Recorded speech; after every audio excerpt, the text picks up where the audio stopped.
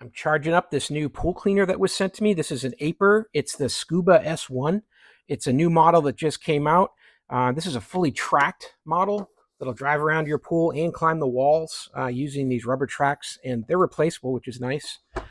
The suction comes through this big intake here on the bottom where all the dirt, debris, and leaves are going to go in here. You've got some rubber here to help keep that pressure high. You've also got scrubbing brushes on the front that rotate around. This is good for knocking the algae off the wall when you're cleaning the sides of your pool.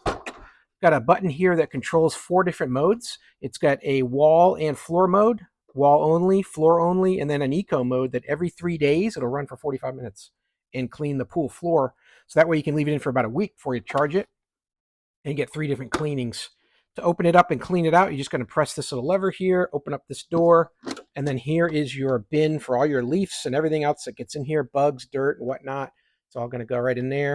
Easy to take it out and clean it, and then put this back in, charge it up, and you're ready to go.